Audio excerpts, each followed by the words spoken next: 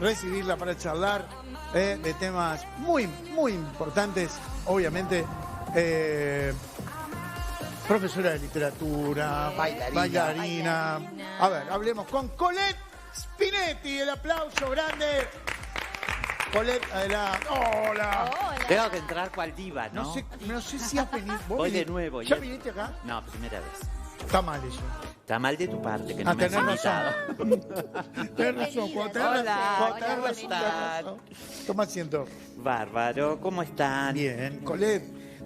A ver, te voy a ser sincero, te vi en una nota charlando de este tema, realmente me interesó muchísimo, por eso te llamamos. Muchas gracias. Tú en la nota que yo te vi, hablabas del censo, donde vos veías que había como un vacío, ¿no? Que tenía que ver con los niños y niñas trans. Sí, exactamente, exactamente. A ver, contame. Bien, primero que nada, gracias por este espacio. Es importante para mí, los medios de comunicación son súper importantes para poder comunicarle al público, a la gente, una cantidad de cuestiones que capaz que la gente no sabe. Perfecto. En segundo lugar, también decir que el tema niñez es un tema muy sensible y que la idea es poner sobre la mesa todas estas cuestiones, pero con mucho respeto. Siempre digo, la gente puede no compartir, pero sí respetémonos. Ahora, estamos de acuerdo, digo, para hablarlo y hablarlo claramente. Sí, sí. Estamos de acuerdo que escuchar niños trans para mucha gente es ¿cómo? Lógico. Perdón. Sí. ¿De qué estamos hablando? Sí. Siempre que hablamos de las niñeces en cualquier ámbito que sea, siempre lo vemos desde el adultocentrismo. Siempre lo vemos desde la mirada de las personas que somos adultas. Pero tenemos que tener en cuenta que las niñeces son sujetos y sujetas de derecho, y eso está en el Código de la Niñez y la Adolescencia, que es además un acuerdo internacional que Uruguay ha firmado. Entonces, las niñeces son sujetos de derecho. A nivel investigaciones de diferentes universidades, lo pueden googlear, porque en Google hay cantidad de investigaciones de diferentes universidades, la identidad de género de cualquier persona se inicia a los 3, 4 años. A los 3 o 4 años, las personas van manifestando su identidad de género. Expliquémosle al público. Dale. Cuando nosotros nacemos, cada persona nace, nos imponen un género pura y exclusivamente por la genitalidad que tiene nuestro cuerpo. ¿Estamos de acuerdo? ¿Te imponen? No. Sí, te imponen, porque a mí no me preguntaron. Bien, pero uno lo que tiene, cuando uno nace, lo que uno tiene al alcance de su mano es el sexo, o sea, los genitales. Por eso. Bueno, pero es varón porque, bueno. Porque tiene pene, o es mujer porque tiene vagina. Bien. O sea, eso es una convención. ¿Está mal? Eso es una convención. Yo no digo que esté mal o esté bien. Lo que sí digo que tenemos que empezar a discutir si debe ser así. Si tenemos que poner sexo o no. Porque uno de los debates que hemos tenido en las partidas de nacimiento, por ejemplo, aparece fulano tal, tuvo un hijo, hija, con tal nombre, de tal sexo, y además siguen diciendo las partidas hijo legítimo o hija ilegítima. Siguen diciendo eso las partidas de nacimiento hoy en Uruguay. Entonces, en un país que tiene tanto reconocimiento de derecho, tendríamos que empezar a debatir si es necesario el sexo o no en una partida de nacimiento. Pero es como otro debate que podemos estar horas hablando de esto. Entonces, el sexo, sí. Pero yo, a ver, porque para que quede claro, de una persona burra como yo, que quiero saber. Me encanta entonces, cuando yo tengo un hijo, ¿qué sexo es? Esperemos a los 3 años. No, porque ahí estás confundiendo sexo con identidad de género. Bien. Pero está bien que yo diga, ¿quién nació Facu? Es un varón. ¿Está bien? Está bien, por supuesto que está bien. Por supuesto que está bien. Perfecto. Hasta que Facu empiece a generar su identidad de género. ¿Qué es la identidad de género? Es el género con el que nos percibimos, con el que nos formamos, nos pensamos. nos construimos. A mí, cuando nací, me pusieron sexo varón. Y mis padres, fascinados, porque además es el único varón de la familia. Imagínate. Bien. ¿Ah? Hasta promesas hizo mi madre. ¿Promesa? Promesas para que ¿Promesa ese de qué? tercer embarazo fuera un varón. Entonces siempre bromeo con mi madre y le digo, viste que te tomaron el pelo, te mandaron un cuerpo con pene. Porque hay que divertirse Está un poco, bien, ¿no? está perfecto. Entonces, 3, 4 años, la personita empieza a manifestar lentamente, algunas personas más adelante, o sea, no es porque solo en los 3, 4 años, a lo largo de la vida, puede iniciar 3, 4 años, la persona empieza a manifestar aquel género dentro de ese binarismo femenino, masculino que tenemos, aquel género con el cual se identifica, ¿no? Entonces hay niñeces que, yo te cuento, ¿Cómo un niño de 3 o niña de 3, 4 años nos empieza a manifestar eso?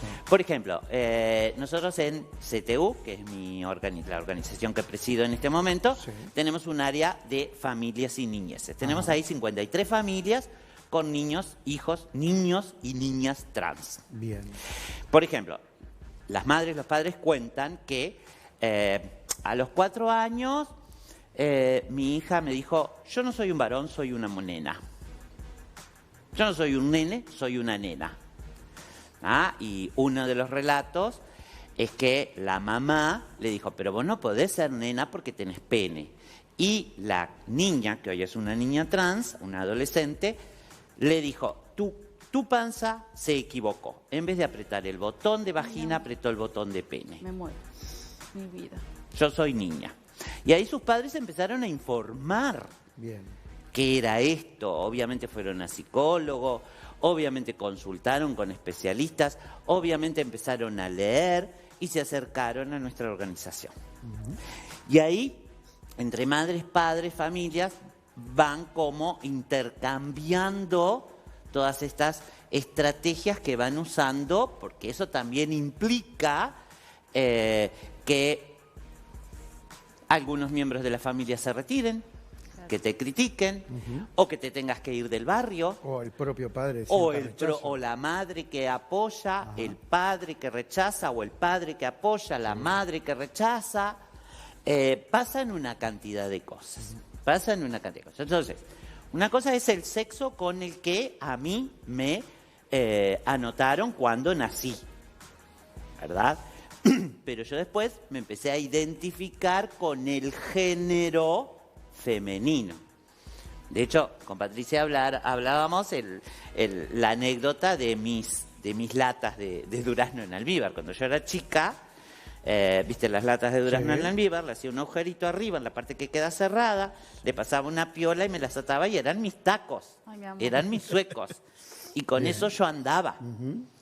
No, y te estoy hablando de 5 o 6 años. 5 o 6 años. Claro, con eso yo andaba. Y en aquella época, pues yo soy muy vieja, ya estoy ahí de los 60, que se usaban las polleras campesinas, ustedes no las conocen seguramente. ¿Y cómo transcurrió esa etapa de tu niñez? Porque hoy bromeaste con tu mamá, hablando de tu mamá, diciéndole divina mi madre. el chiste que te acabas de decir. Pero en ese momento, ¿qué pasó? Nunca jamás en la vida mis padres me reprimieron ni me castigaron. Jamás. ¿Vos sos consciente que eso pasa? No, claro que no pasa. ¿Que hay padres que castigan a sus niños? ¿Vos sí. decís que hay padres que castigan a sus niños? Sí, Porque, claro. por ejemplo, tienen la charla que acabas de decir. Exacto. Porque no te olvides que ahí, hay como una línea muy delgada, entre autoritarismo, ¿sí? Y podríamos llamar la patria potestad de los padres, o sea que los padres pueden decidir por sus hijos. Entonces, cuando un niño o una niña manifiesta o empieza a tener ciertos juegos o ciertos indicios, todas las personas nos manifestamos de diferente manera. Los padres empiezan a reprimir, no podés hacer eso, o a castigar, o no vas a jugar con esto, o no podés usar rosado, o no sé qué, no sé cuál. Y ahí hay como raya dentro del autoritarismo, ¿no? O sea, yo no voy a jamás en la vida cuestionaría la forma de criar un hijo o una hija. No, para nada. Simplemente estoy poniendo cosas sobre la mesa. Y además eso que está diciendo le está haciendo un daño gravísimo. Sí, y de hecho, dentro de la comunidad trans tenemos una altísima promedio de intentos de autoeliminación. De cada 10 personas trans, 9 han tenido intentos de autoeliminación en la adolescencia. Por el rechazo de su familia. Por el rechazo de la familia, por sentirse diferentes. No olvidemos que también, siguiendo con el tema, quiero retomar el tema, también está todo aquello de qué va a decir la familia, qué van a decir en el barrio, es una vergüenza, etcétera, etcétera. Juega como todo eso. O está aquel comentario que a veces suena un poco hasta hipócrita, de decir, no, a mí no me molesta ni me hace nada, pero me duele lo que vayas a sufrir de acá en adelante. Exacto. Eso a veces se torna un poco... O también el otro discurso, está todo bien con las personas trans, pero que mi hijo o mi hija no. O cuando le toca a mi hijo o a mi hija, no. No, digo, yo tengo amigas tengo una amiga que su hijo le manifestó que era gay y me dice, ¿podrás creer que yo te amo, te adoro, sigo tus luchas, te acompaño? Cuando mi hijo me lo planteó, me quedé paralizada. Y sucede, sí, porque es tu hijo, es tu creación, vos creas una historia alrededor de esa persona, proyectás ideales y de pronto todo eso se te cae. Es como difícil. Colette, no me queda mucho tiempo, pero creo que es un tema que podríamos seguirlo más adelante. Wow. Seguro estoy. Obviamente. Para redondear, ¿no? Vos decías que en los formularios del censo... Sí. Para aclarar eso, hay un vacío porque hay una pregunta con respecto a... En el censo, claro, en el censo aparece la variable de género. Ahí. Primera cosa, súper positivo. ¿Cuál es el problema? Acá se plantean por lo menos 2 grandes problemas. Uno es que el censo lo responde un representante de la familia. Bien. Si esa representante de la familia niega la identidad de género de uno de los integrantes de la familia, no lo va a poner en el censo. Entonces ahí no vamos a tener datos exactos. Y el otro gran problema es que no les permite no aparecen las niñeces trans. Tenemos niñas y niños trans en el Uruguay que tienen incluso su cambio de nombre y género en sus documentos. Ya, claro. La primera niña trans en el Uruguay, que le mando un beso inmenso, Sofía la obtuvo a los 7 años, ¿no? Con el acompañamiento de sus papás, todo un proceso impresionante. Y no aparece eso. Entonces tampoco vamos a tener datos de niñeces trans. Y el no tener datos significa que vos no vas a poder generar políticas para esa población. El censo es para eso. Más que un reconocimiento. El censo es para eso, ¿no? Perfecto. Entonces, ahí hay nosotros pensamos que hay como una política de borramiento de las niñeces, ¿no? Ha pasado como muchas cosas con las niñeces en los últimos tiempos y hay como una política de borramiento de las niñeces. Bueno, las niñeces no pueden hablar, las niñeces no se pueden manifestar, las niñeces tienen que estar con el padre que decida la ley, las niñeces, ¿no? Y las niñeces trans más borradas aún, ¿sí? Y eso es un problema. Bien. Es un problema. Bien, a solucionar, ¿no? Es un problema a solucionar y que veremos cómo desde las organizaciones veremos si nosotros estamos pensando desde CTU hacer como un censo paralelo. Estamos viendo cómo se puede hacer y diseñando y todo esto. Para quienes nos escuchan, nos ven, perdón, decirles que bueno, que las madres, los padres se pueden acercar hasta, si tienen así niñeces que vayan manifestando, se pueden acercar hasta el colectivo trans del Uruguay. Tenemos Instagram, colectivo-trans-Uruguay. Bien. Medio complejo, pero bueno. No, está bien. Es todo colectivo trans Uruguay, entre cada palabra. Y ahí podemos relacionarlos con el área familia de CTU.